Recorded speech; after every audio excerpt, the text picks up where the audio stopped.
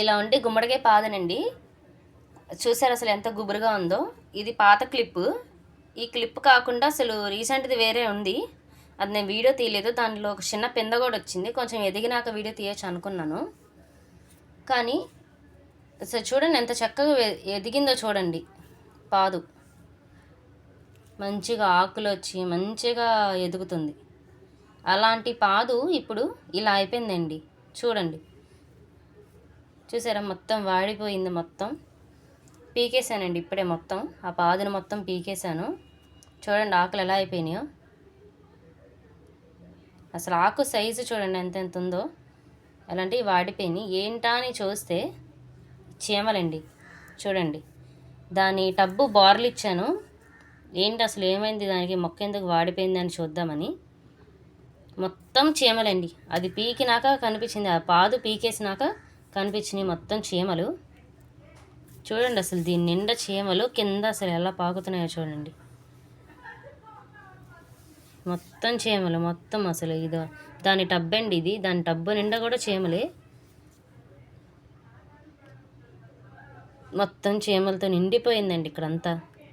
ఎర్ర చీమలండి మొత్తం. అసలు నేను చక్కగా ఆ మట్టిని కిచెన్ వేస్ట్ కంపోస్ట్ చేసుకొని చక్కగా ఆ మట్టి కలిపి మొత్తం పెట్టానండి నేను. ఆ మట్టిలో ఇచ్చిన పోషణ అంతా మొక్క కన్నా చీమలే తినేసినాయి మొత్తం. ఆ కిచెన్ వేస్ట్ నుంచి వచ్చే పోషణ మొత్తం, ఆ మట్టిలో ఉన్న పోషణ మొత్తం మొక్క కన్నా ముందే చీమలు తినేసినాయండి. తినేసి ఇలాగా కాలనీస్ పెట్టేసినాయి మొత్తం. మట్టి చుట్టూ కాలనీసేనండి. ఇంకా అందరికీ బయటికి కనిపిస్తాయండి, పుట్టల్లాగా పెట్టేసి బయటికి కనిపిస్తాయి. నాకు అసలు అది కూడా కనిపించకపోయేసరికి నేను తెలుసుకోలేకపోయాను.